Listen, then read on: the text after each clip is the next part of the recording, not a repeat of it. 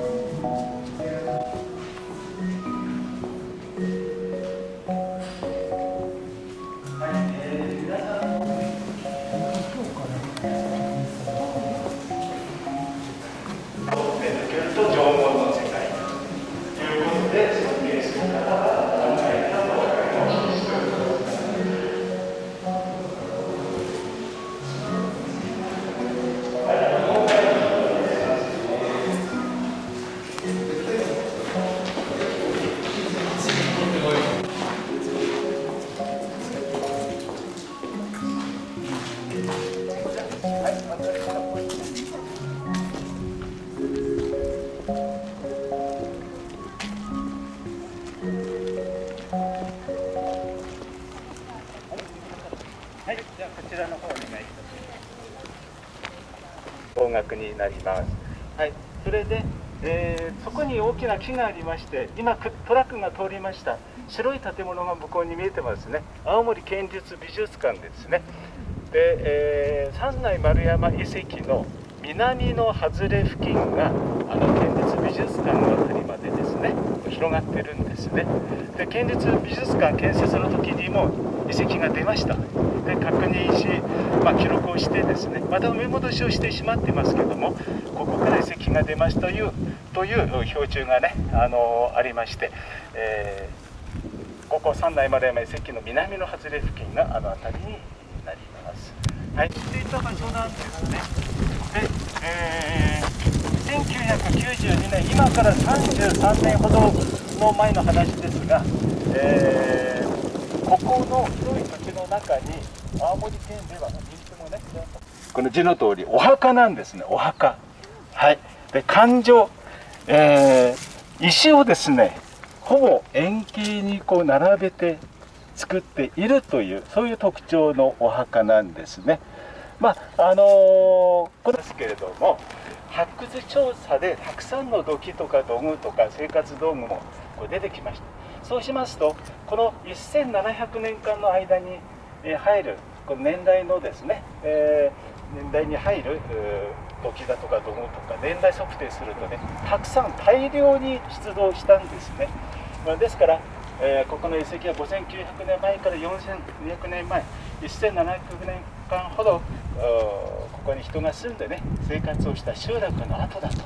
いうことにこうなっておりますとか、そういうこともあってですね、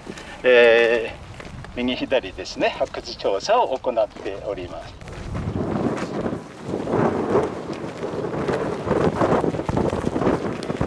はい、住んでいたんだろうかというお話がねされます。先生方のお話をお聞きしますと、600ほど、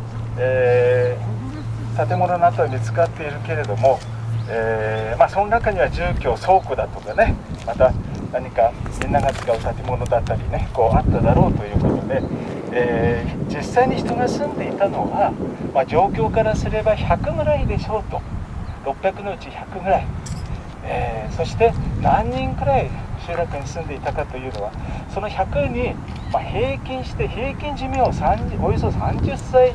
ぐらいだと言われているんですね。平均ですよ。そうしますと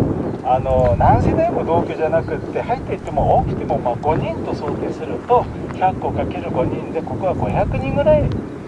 と予想されるんじゃないか。非常にですね、その集落の人口推定するには難しいだそうでありまして、500人ぐらいと考えていただいてもよろしいんじゃないかと、いろんな説もねこうあるようですけれどもね、はい、後ですぐそばまで行きますけどもね、ここの遺跡の特徴はですね、建物を建っているところは実際に建物の跡が見つかったほぼその真上に建てているというのが特徴ですね。ただこれから行かれるとか行ってきたという方いらっしゃいますか？昨日ちょっとお天気ね、山頂駅見えてます。本格の山なので、八甲田山に行く途中も雪の回廊がね、こう素晴らしい高さを見せてくれると思います。ちょっとお待ちくださいね。今中確認しますね。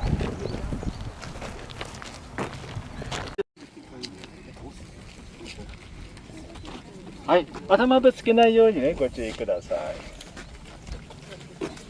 はい、頭ぶつけないようにお願いします。はい、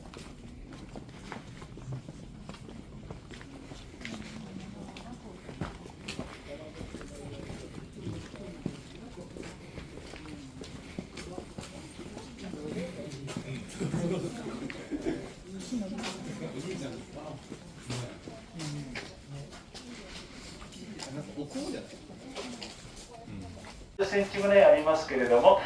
このような柱19本で支えられていることが発掘調査で分かりました。それで先ほどちょっとお話ししましたけども、ここも皆さんこうお立ちになっているこの場所、ちょ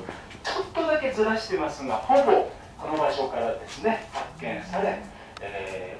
柱の穴も確認し、その一場所にですねまた建てて、このような建物をですね、作っております。はい、長さがおよそ32メートルありますよ。およそ32メートル、幅が9.8メートルほどあります。はい、その時にここに入ってね使っていたと、そういう建物ではないかとか、あるいはまた青森市内にもね、青森市文化会館という大ホール、そういうことで2階も作った、これも推測ですよ。はい、それから食用品とかね、そういう備蓄品でいろいろな箇所発見されました。一つだけなんですね、発見されたのがね。で、私も先生に質問しました。一つだけでは寒いんじゃないのという。でそしたら先生は、いや、大きないろりをどんとここに作り、そして土器の中に火を入れて、イメージとしては火鉢方式ですね。土器の中に火を入れて、そして点々と置いて、それを囲んで暖を取った。それでも十分大丈夫だったでしょうという先生方のお話です。で数回ですね、この柱とかかやぶきですのでね、このかやとかね腐りにくくするために、また虫除けのためにですね、外で薪を燃やしてですね、煙が出ますよね。その煙を強制的にここにホースで送り込んで黙々といぶす分かりますか燻蒸するということで、匂いをつけます。そうしますとね、このついた匂いというのはその殺菌効果も期待できるそうで、あと虫除けにもなるということでね、はい、そのような作業、その下匂いなんですね。ちょっとね今日ちょっとあまり弱くなってきたかもしれませんけど、またなんて言いましょうか、はっきり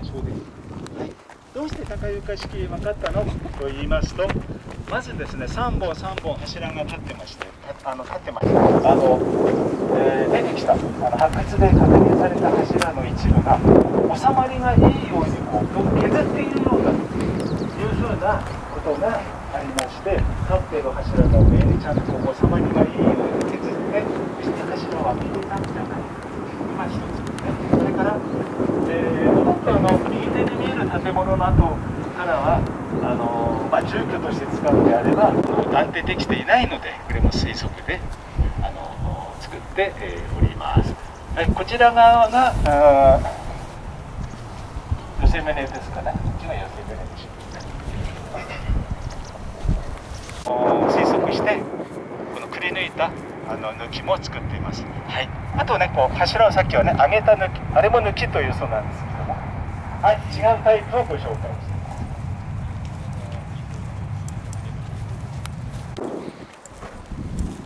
す。あ、よく見えてます。はい。はい、よく見えてますよ。はい。よく見えることはあまりないです。今日はすごくよく見えています。何かというと、大人のお墓の本物です。大人のお墓の本物です。で、私の立っている方が少しこう傾斜高くなってるんですね。こっちは頭の方ですね。で、低い方が足の方で、このお墓はなんですね。棺とかに入れたのではなくて土葬、そして膝を折り曲げて、くの字に折り曲げて、そして寝せて埋葬したという屈葬方式のお墓の規模になるそうです。そういうものも出てきてますし、男性か女性も分かりません。人骨が形として出てきていないんですね。はい、ほとんどのお墓がそうなんですね。人骨は形として確認されていないんですが、お墓であるということはどうして分かるかと言いますと、まず1回掘ってますよね。してますね。あれ、このようなお墓が見つかったところ、場所に土盛りをしているという場所なんです。そういう状態でおよそ200のお墓がずっとピットに向かって確認されたということです。で、それ以外にもこちら遺跡のね、方の中にお墓で人骨は形として出てきませんでしたというお話ししましたけども、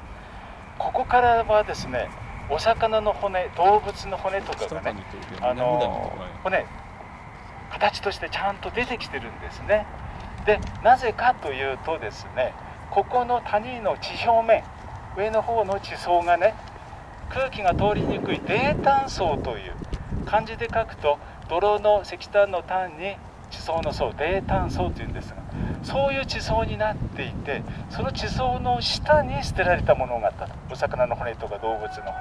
あるいは木製品ね、お椀とかそういうものがあったものが発掘調査でちゃんと形が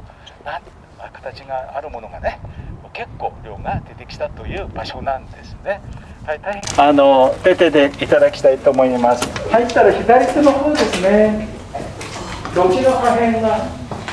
びっしりと詰められております。すべて本物。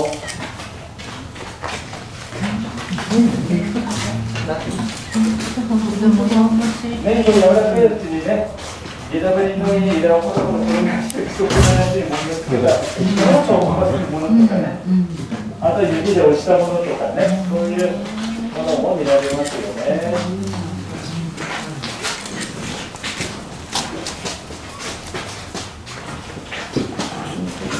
今時まだ水分ね、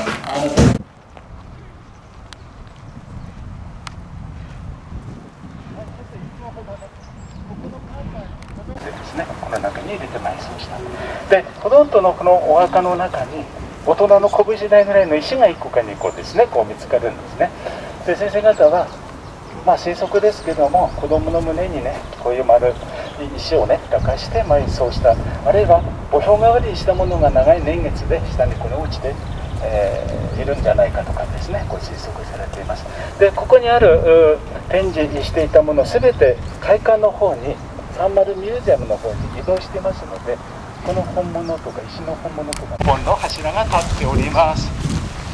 で、よく見ると上の間隔、柱と柱の間隔と下の間隔とちょっと違いますよね。上の方がちょっと間隔が狭くなってますよね。はい、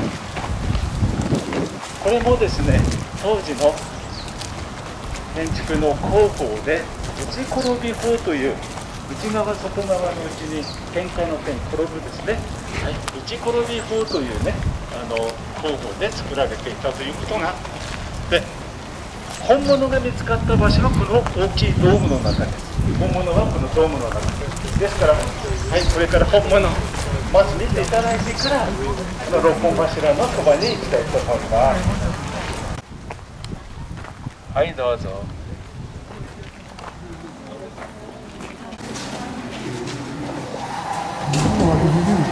はい、失礼します。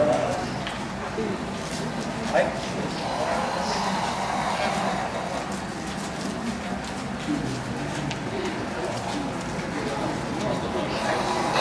ことからすれば、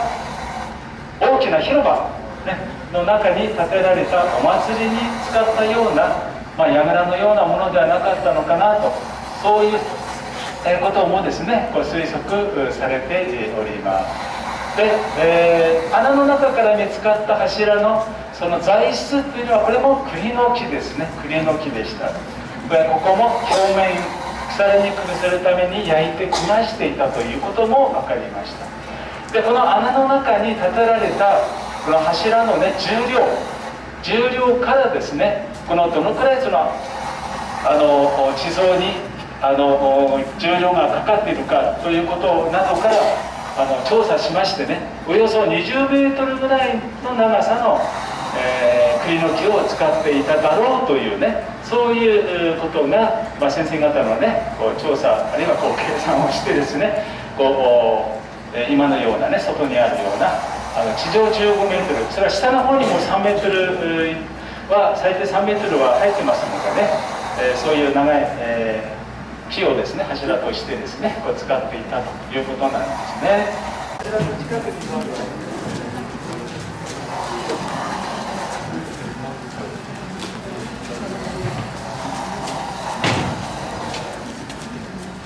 はい、どうぞ。柱の近くに。はい、上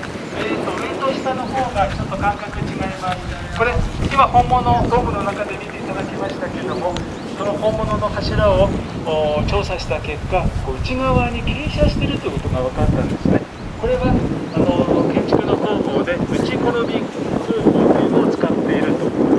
開発された土地ですよね、地域ですよね。そこにこのような栗の木あるよという情報を得て、県の樹木医の先生がロシアに飛んで確認をして青森まで運んできたというそういう経緯があります。品種は先生に聞きました。ヨーロッパウリという品種だそうですよ。で、先生これ何年くらい、樹齢何年くらいですかとまたお聞きしました。そしたら、先生も到着した時に早速年輪を数えました。100までは数えました。でそれよりちょっと太いんですが、不鮮明でわからないと、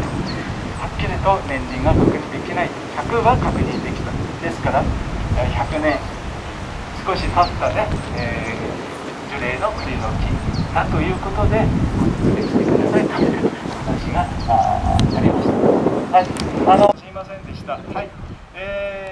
その方のご説明はこれで終わりにしたいと思います。世界遺産4年目ですけれども、私たちもですね、皆さんにご紹介し、長くですね、ありがとうございました。はい、ありがとうございました。で、私少しね、残ってますので、ご質問ね、ある方もいらっしゃるかもしれません。あれば私。